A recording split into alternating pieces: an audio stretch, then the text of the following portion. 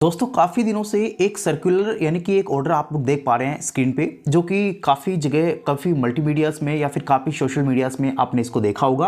हालांकि इसके ऊपर काफ़ी चर्चाएं आपने सुनी भी होंगी, लेकिन मैं आपको इसके निष्कर्ष को लेके, इसकी जानकारी को लेके, साथ ही इसके पूरे सारांश को लेके यहाँ पे इस वीडियोस में चर्चा करने वाला हूँ। दोस्तों आपको बता दूँ, इस वीडियोस में हम बात करेंगे जो टेंडर प्रक्रिया राजस्थान यानी कि स्टेट गवर्नमेंट्स के द्वारा यहाँ पे पिछली सरकार के द्वारा की गई थी। साथ ही कुछ टेंडर प्रक्रिया ऐसी थी जिसमें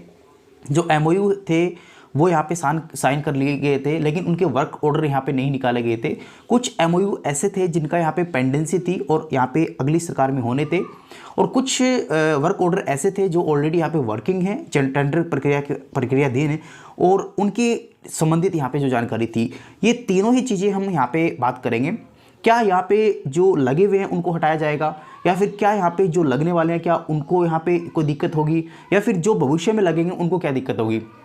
तो दोस्तों तीनों चीज़ें अपन इस वीडियोस के इस जो ऑफिशियल ऑर्डर है उसके माध्यम से समझने की कोशिश करते हैं। दोस्तों आपको बता दूं, ये राजस्थान सरकार यानी कि वित्त विभाग के द्वारा ये स्टेट गवर्नमेंट के द्वारा जारी किया गया है, जिसमें उपयुक्त विषय अंतर्गत निर्देशानुसार समस्त विभागों के अंदर जो कार्यवाही अब यहाँ पे लागू होनी है उसकी चर्चा की गई है। प्रशासनिक वित्तीय स्वीकृति प्राप्त करने के संबंध में ये निर्देश दिए गए हैं। पहला हम बात करें, जिन कार्यों में टेंडर वर्तमान में आमंत्रित नहीं किए गए, यानी इस चीज़ को यूँ समझे कि अभी तक यहाँ पे टेंडर प्रक्रिया के जो गाइडलाइन है वो तो निकाल दी गई थी, उसके ऊपर चर्चा भी कर ली गई थी, लेकिन कुछ कारणों से उनके ऊपर वर्क ऑर्डर यहाँ पे यानी कि जो टेंडर वर्तमान में आमंत्रित ही नहीं किए गए थे, कंपनीज को अलॉटमेंट ही नहीं किया गया था। जैसे वोकेशनल एजुकेशन का इसमें एक शामिल है, एक टेंडर जो अभी तक उसके ऊपर जो टेंडर प्रक्रिया पूरी नहीं की गई थी, तो वो भी इसमें शामिल होगा। तो उसके अंदर आमंत्रित नहीं किए गए थे, साथ ही आगामी निर्देशों तक यहाँ पे आमंत्रित नहीं किए जाएंगे। यानी कि नई सरकार के द्वारा जो भी यहाँ पे ऑफिशियली ऑर्डर यहाँ पे निकाला जाएगा, वो जो भी टेंडर प्रक्रिया होगी और जिन पे टेंडर होने थे यानी कि उनकी कार्यवाही जो आमंत्रित नहीं की गई थी, उसकी प्रक्रिया नई सरकार के द्वारा की जाएगी, ऐसा इन्होंने यहाँ पे कहा है। सेकंड पॉइंट्स में कहा है कि जिन कार्यों में टेंडर आमंत्रित करने के उपरांत यानी कि जैसे ही टेंडर प्रक्रिया हो चुकी थी और उसके बाद में कार्य आदेश नहीं हुए थे, तो उसको भी यहाँ पे स्थगित कर दिया गया है। यानी कि जिन कैंडिडेट्स को या फिर जो भी जिस टेंडर प्रक्रिया में जिस वैकेंसीज के लिए यहाँ पे एप्लीकेशन फॉर्म लगाया होगा, उसकी टेंडर प्रक्रिया यानी कंपनीज को अलॉटमेंट यहाँ पे हो गई थी। जैसे अपन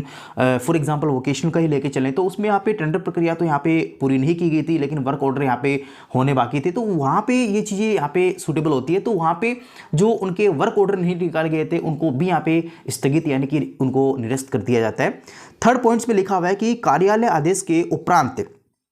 इस बात को समझें कि कार्यालय आदेश के उपरांत यानी कि आदेश निकलने के बाद में प्रारंभ नहीं हुए, यानी कि आप लोगों को मान ले कि कंपनी से अलॉटमेंट कर दिया कि आपको वो स्कूल इस दिनांक को यहाँ पे जाना होगा, लेकिन यहाँ पे कार्यालय के द्वारा वो जो ऑर्डर है, वो जो प्रक्रिया है वो यहाँ पे अभी स्टार्ट नहीं की गई। हालांकि कंपनीज ने स्टार्ट कर दिया, टेंडर पूरा हो चुका है, लेकिन अभी तक आपके जो वर्क ऑर्डर के बाद में जो आदेश यहाँ पे डिपार्टमेंट्स के द्वारा निकाला जाना है उसको भी यहाँ पे स्थगित कर दिया गया है। उन्हें आगामी निर्देशों के प्रारंभ में यहाँ पे आगामी निर्देशों तक के प्रारंभ नहीं किया जाएगा, तथा सामग्री सेवा के उपापन की स्थिति में आगामी निर्देशों तक आर्य आदेश जो है वो स्थगित या फिर निलंबित यहाँ पे इस सरकार के द्वारा वित्त विभाग के द्वारा कर दिए गए। तो दोस्तों आप निश्चित रहिए कि जो कैंडिडेट यहाँ पे ऑलरेडी यहाँ पे लगे हुए हैं, जिस टेंडर प्रक्रिया के तहत यहाँ पे जिस कंपनीज में लगे हुए हैं राजस्थान सरकार में, तो उनको यहाँ पे इस पे किसी प्रकार की आपत्ति नहीं है। लेकिन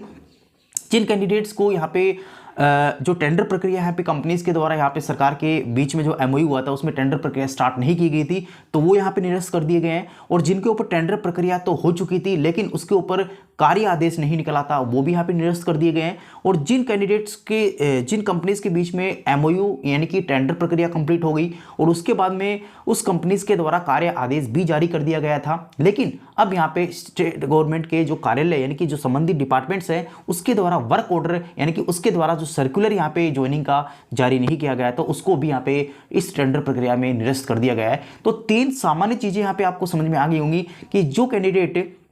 अभी यहाँ पे लगे हुए थे, जो पहले की टेंडर प्रक्रिया में लगे हुए थे, वो जो के त्यों रहेंगे, उस पर किसी प्रकार की ऑब्जेक्शन यहाँ पे नहीं लगेगा, यानी कि उनको नहीं हटाया जाएगा। और जो कैंडिडेट यहाँ पे लगने वाले थे, जिनके ऑर्डर आने थे, वो यहाँ पे स्थगित कर दिए गए। अब नए सिरे से जो भी प्रक्रिया होगी वो नई सरकार के कार्याधीन में होगी, उनके फाइनेंस डिपार्टमेंट्स के द्वारा होगी, और उनके ही मिनिस्ट्री के अंदर जो भी यहाँ पे ये एमओयू साइन होंगे, वो पूरी प्रक्रिया जो है वो प्रारंभिक स्तर पर होगी। तो दोस्तों आप निश्चित रहिए कि जो कैंडिडेट्स लगे हुए थे उन पे इस प्रकार की किसी प्रकार की आपत्ति नहीं आने वाली। जो कैंडिडेट लगे ही नहीं तो उनको तो क्या आपत्ति है, वो तो